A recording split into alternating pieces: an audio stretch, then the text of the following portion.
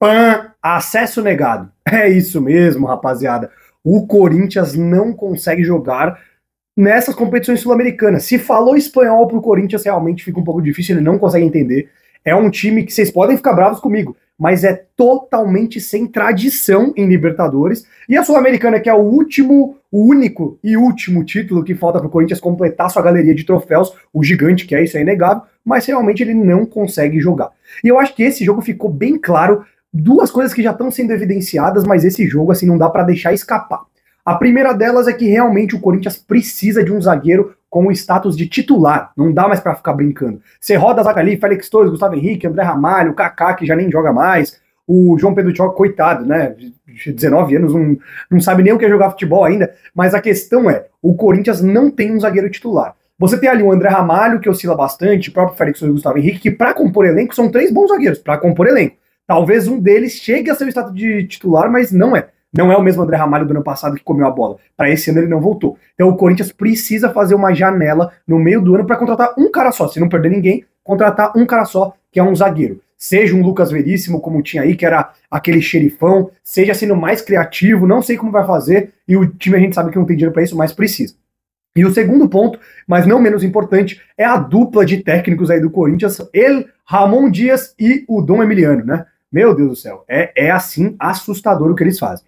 Se a gente pegar o jogo, não precisamos nem falar de estatística, beleza, o Corinthians deu ali 15 finalizações, o Huracan deu 7, mas não é essa a questão. As finalizações do Corinthians, você teve ali, além do gol, você teve uma chance clara do Yuri que ele perdeu o gol, não teve mais nada. O Corinthians não teve mais nada no jogo inteiro. O primeiro tempo ainda foi bem, dominou as ações, teve mais 75% de posse de bola. Beleza, o primeiro gol eu achei ali que foi um bate-cabeça de todo mundo, o sistema defensivo mesmo, não dá pra culpar um cara só que é o que tava na marcação, todos erraram, Donelli também é um chama-gol, beleza, mas foi no comecinho, ajustou, o time é bem postado, né? O time, isso não pode falar pelos jogadores, não pelo técnico. São bons jogadores que salvam o técnico e não um técnico bom que salva jogadores medianos. Essa é a questão. E aí o Corinthians foi lá e já conseguiu empatar 5, 6 minutos depois ali, né? Jogadaça do Carrilho, que, nossa, jogou demais o primeiro tempo. Meu Deus, o Carrilho é absurdo, né? Parece o Modric corintiano algumas vezes. É pra exagerar mesmo, porque joga muito no cenário brasileiro. E beleza. Aí o segundo gol, que foi um erro bizarro do Gustavo Henrique, que beleza, pode acontecer, não vou passar pano, né? Pode acontecer, mas não deve, ainda mais nesse tipo de competição. O Corinthians deu aquela titubeada, oscilou, já não conseguiu mais voltar, mas tudo bem. Tava acabando o primeiro tempo, foi aos 38, 39 o gol. Pô, é colocar a cabeça no lugar e pelo menos buscar o empate com o mesmo time que tava jogando. Não tinha nenhum jogador ali, tirando o Gustavo Henrique cometeu o erro ali crucial, não tinha nenhum jogador que você fala, nossa senhora, esse jogador tá jogando muito mal. Talvez o Bidu, que jogou muito mal no primeiro tempo, mas o resto não. O Memphis não é a melhor posição dele de meia, mas ele sabe fazer. Eu acho que o Memphis ele deve assim no geral, mas nesse jogo tava fazendo certinho o que era para cumprir. O Yuri Alberto perdeu o gol, mas também se posicionando bem, o Romero fazendo bem a função, Carrilho jogando muito, José Martins e Ranieri jogando muito. Ranieri, inclusive, fez o gol do jogo do Corinthians. Beleza. Volta pro segundo tempo. Quando eu vejo, cara, na boa, assim, na boa, quando a gente vê o José Martins saindo, não importa quem vai entrar, não importa.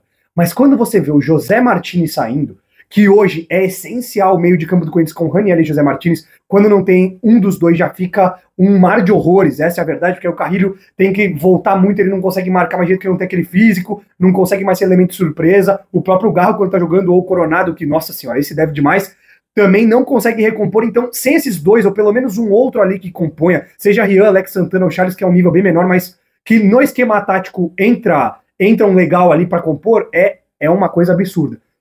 Saiu o José Martins, na minha opinião, a bola estava cantada. O Corinthians ia perder o jogo, ou pelo menos não ia se recuperar porque já estava perdendo, e não aconteceu o segundo tempo pro Corinthians, né? Foi um time destruído pela dupla de técnicos, é uma coisa assim que não dá. O Corinthians deveria ter falado assim, obrigado Ramon e Emiliano, mas depois agora do Campeonato Paulista a gente quer seguir um novo trabalho. Sendo que nós temos hoje no mercado livre Dorival, Tite e Renato.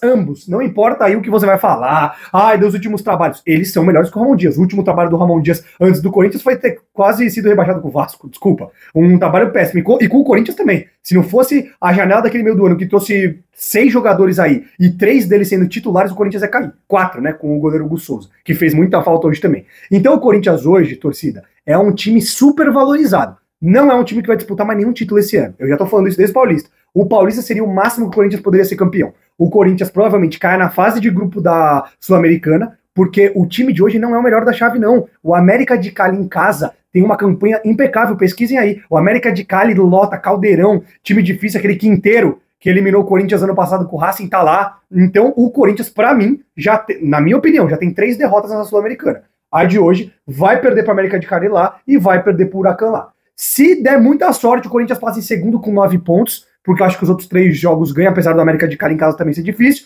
Mas assim, meu Deus do céu, é cenário de horror. Se eu fosse agora o Corinthians, eu demitiria o técnico e colocaria só time reserva na Sul-Americana. Foca no Brasileiro, que é um time que, apesar de, na minha opinião, ser super valorizado, você tem ali 6, 7 jogadores bons que jogariam em outros times. O resto não, que é Hugo Souza, que é Memphis Depay e Yuri Alberto.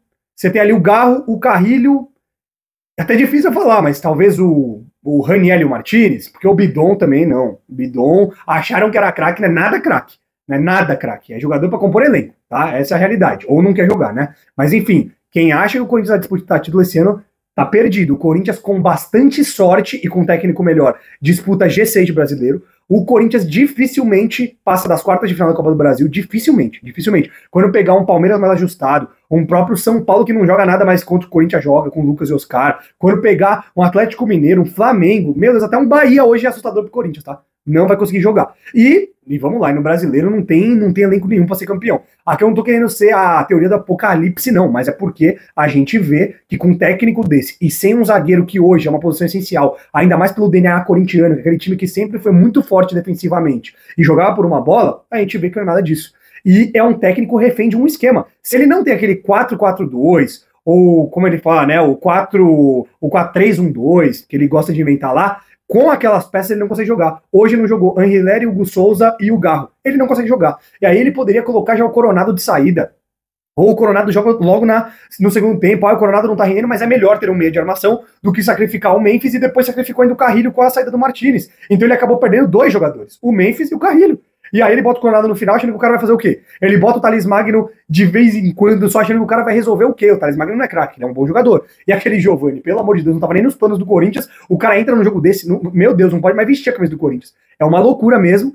E, assim, eu estou indignado com esse jogo. Eu assisti até do começo ao fim e não teve nada, em nenhum momento você achava que o Corinthians ia ganhar. É incrível o que foi feito hoje de trabalho ruim dessa dupla aí do Corinthians na comissão técnica. Mas é isso aí, nosso pós-jogo fica por aqui. Vamos ver aí a perspectiva, mas como eu disse, o Corinthians tem que focar em outras competições, principalmente que não falam espanhol. Mas qual que é a sua opinião, torcedor? Comenta aqui, pode botar hate, o que você quiser. Se concordar comigo também coloca, ativa as notificações, se inscreve no canal e acompanha a gente no Instagram e também no TikTok, no @FoxFootball. Fechou? Tamo junto, boa noite pra todo mundo.